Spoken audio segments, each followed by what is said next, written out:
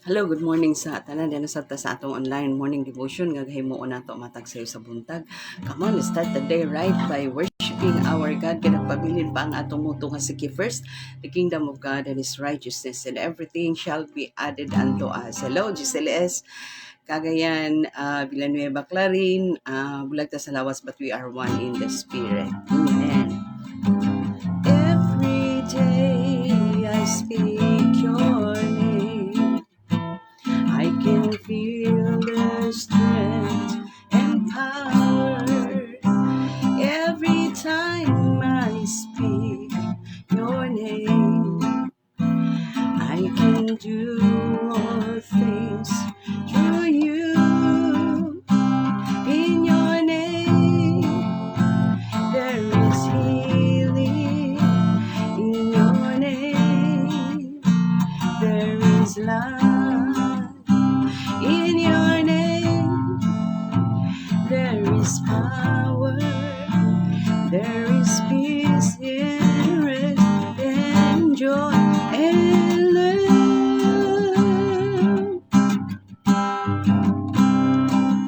My Jesus, Lord Jesus, King Jesus, Savior, marvelous, so wonderful, powerful, glorious. When I call upon your name, you came right inside me. Since I placed my trust in you, I can do all things through you. In your name there is healing. In your name there is life. In your name there is power, there is peace and rest and joy and love.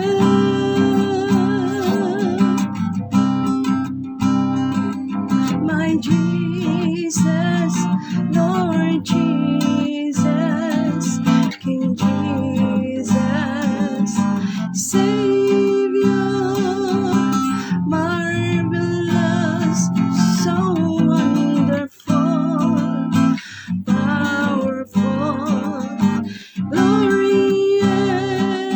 My Jesus, Lord Jesus, King Jesus, Savior, marvelous, so wonderful, powerful, glorious.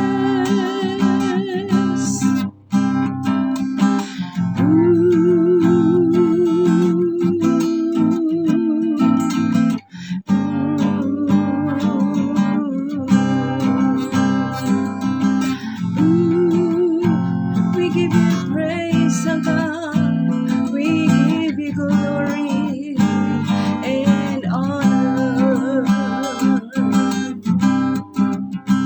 In your name there is healing. In your name there is life. In your name there is power, there is peace and rest and joy and love.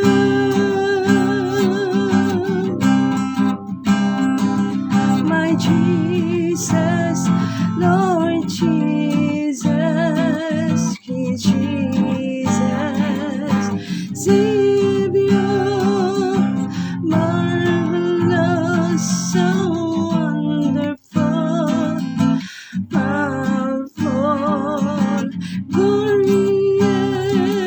My Jesus.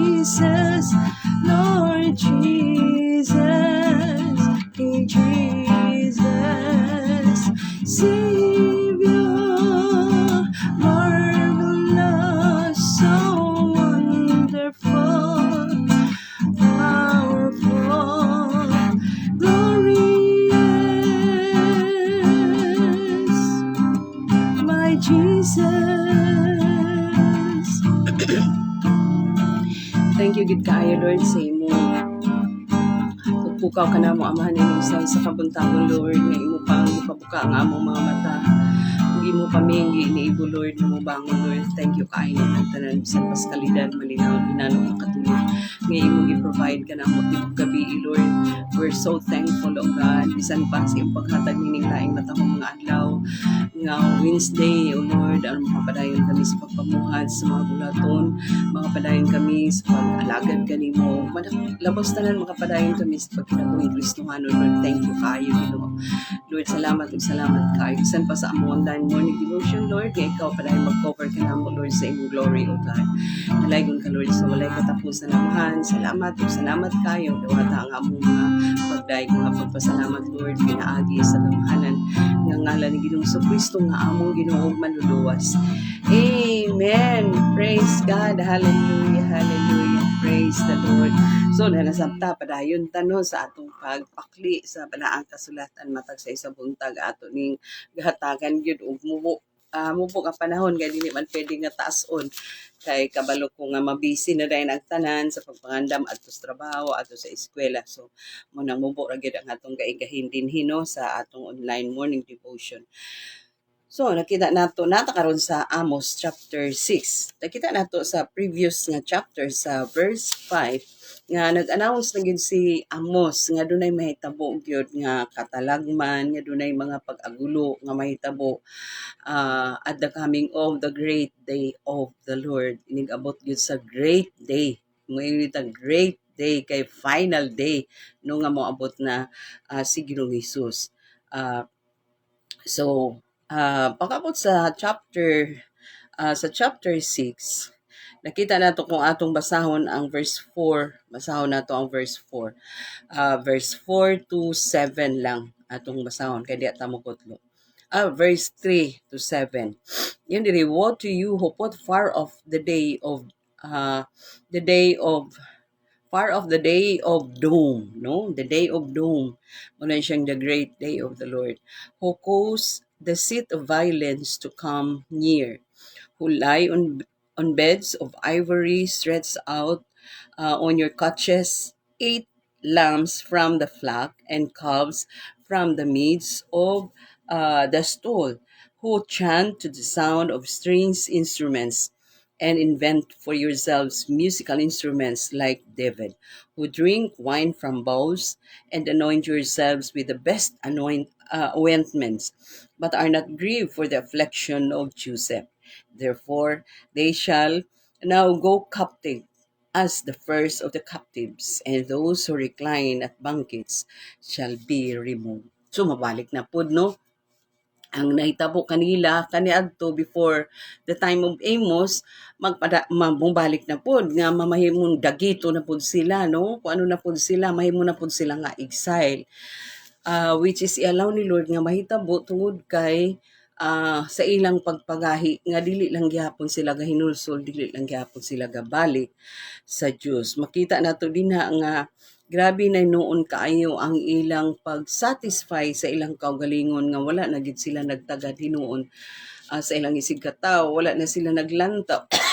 Ang ilang lang gikabisihan, ang ilang lang kaugalingon nga ilang busgon, ang ilang kaugalingon self-satisfaction, wala na sila naguna-una sa kapakanan sa uban labi na mga dato nga mga Israelita during the time suko ang Ginoo sa mga dato no nga mga Israelites during the time kay ila ang kaugalingon self-satisfaction no ila ang kaugalingon ang ilang ginaatiman wala na sila nagtan-aw sa kapakanan sa ubang tao unya labaw sa tanan wala na sila nagtuman sa mga kasuguan sa Dios nga you have to look out the needs of your kaning neighbors ug sa mga kataon especially kay during the time of Amos sa mga kadagkuan mga dato manggid no ang mga mga dato kasagara mga dato unya during the time nakakahitabo na ang susabag kahitabo karon nga ang dato sa mato ka dato ang pobre sa mato ka pobre no kay kanang ang mga dato kay kuan man sila kanang ang unsay naa sa mga pobre ila pag yung kuhaon no mga gagmay nga mga mga gagmay nga mga property nga naa sa mga pobre ila pag yun lang kuhaon so musamot gid sila kadahato nga mga pobre musamot og kapobre wala na himuot ang Dios nga naglantaw ana lugar nga kahimtang sa unang panahon nga grabe ang mga leaders nga mga wealthy Israelites nagpahutak na lang sa ilang kaugalingon wala na ipagtagad sa ilang sigataw ang gusto gid sa Ginoo love one another gid no carry each other's burden inana gid ang gusto sa Ginoo but during that time wala nakita sa Ginoo na siya ug tungod ana makita nato duha ka butang atong tan-aw diha sa chapter 6 no sa atong gibasa nga from 3 to verse 3 to 7 pirmiro nakita nato no the wealthy cared extravagantly for their own desire for their own bodies ilang lang lawas ang ilang ginaatiman no extravagant kaayo ang ilang pag-atiman sa ilang kaugalingon labi na sa ilang mga lawas no the wealthy Israelites cared too much or cared extravagantly for their own bodies but cared nothing for the needs of others no ang ilang yung kaugalingon ang ilang ginaatiman wala na sila nagatiman wala labi na ang mga leaders no during the time of Amos ilang kaugalingon ang ilang ginaatiman wala na sila nagtagad kung unsay kahimtang sa mga pobre wala sa ila nang magtinabangay wala sa ila nang naang mag-carry each other's burden wala na sa ila kay ila rang kaugalingon gyud ilang ginaatiman o ginasatisfy no kay may atong nakita diha sa verse 3 to verse 7 and ang ikaduha nga nakita nato diha sa verse 7 kato kaganina makita nato gidto sa verse 4 to verse 6 diri sa verse 7 kita nato diri nga hallelujah kita nato nga instead of grieving their sins, imbes nga mag-uol sila kay tungod sa mga sala, nagkaguliyang na ang ilang dapit tungod sa sala nga ilang nahimo batok sa Dios o batok sa ilang sigkataw, imbes nga mag-grieve sila, no, wala Ginoo no instead of grieving their sins, the wealthy Israelites sinuon were treating themselves to the very best of life's pleasure. Wala gid sila ipakialam. Wala gid sila ipakialam. Ila hinuong gibusok ang ilang kaugalingon, gitratar nila ang kaugalingon nga sa mga the best of lives, no, the best of lives pleasure, mga kahilayan, mga kalipay sa kalibutan, ila na nung gibusog pag-ayo ang ilang kaugalingon. Wala sila time nga mag-ponder, wala sila time nga mag-reflect kung anong nainani man ang kahimtang sa nasod nato sa Israel. Wala gyud kay ilalang kaugalingon ang ilang gi-care. No, too much kayo ang ilang extravagant sa pag-atiman sa ilang kaugalingon. So, instead of grieving their sins, the wealthy Israelites were treating themselves to the very best of life's pleasures. So it was these people, sa verse 7, it was these people whom the Assyrians would take first into exile. Mao ni mga tawana ang unahon pagdagit no dagito ni sila sa mga Assyrians sa kanang mga kasikbit nga nasud once musulong sila sulungon nila dagito nila dayon ang una nila dagiton kining mga dato nga nagsalig sa ilang kadato nana no so pag-abot day sa adlaw sa paghukom mo day ingon gid si Ginoong Hesus pagkalisod kaayo sa kadato nga makasulod sa gingharian sa langit no kay wala gid sila pagtagad di ay una sa tanan wala sila pagtagad sa Dios kaduha wala sila pagtagad sa ilang isig katao nga basic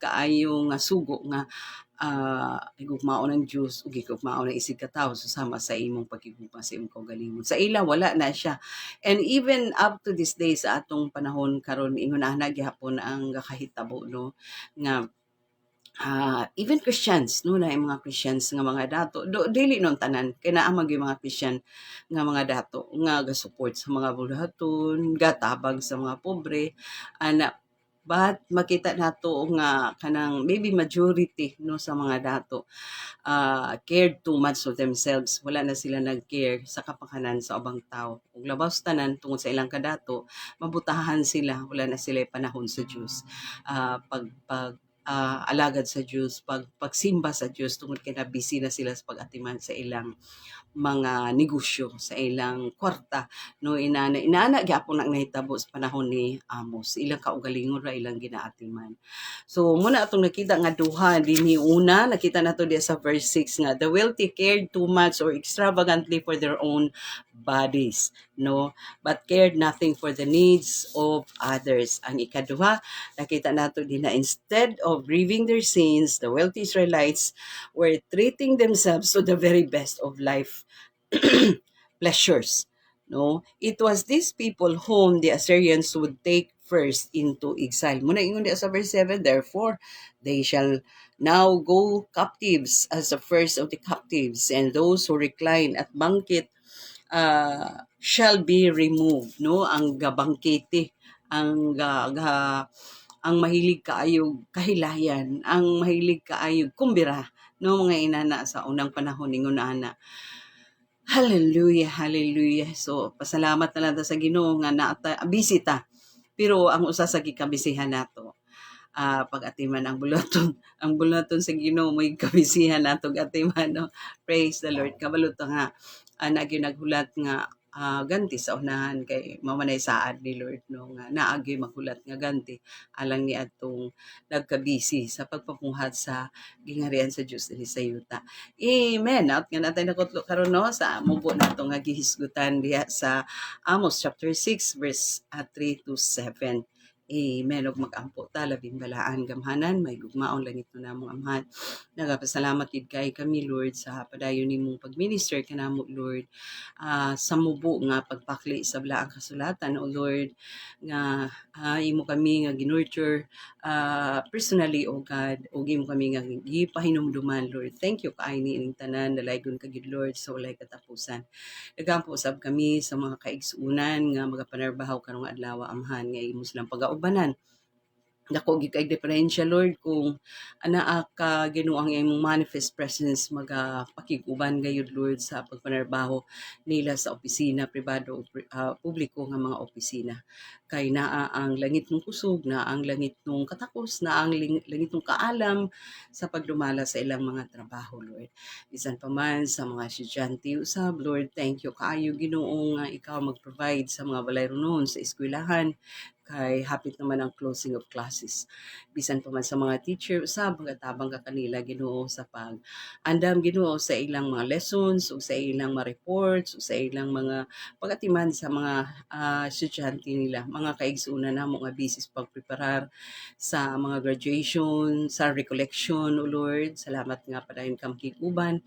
Labi na sa GCLS Lord nga mohandle og recollection dito sa Gusa Elementary School karong May 24 o God, amo na nga gitunol diha kanimo among giambo Lord nga ikaw Ginoo magagahaw magadihog ni ana Lord, o ikaw walay laing matuboy dili ang magdumala kun dili ikaw.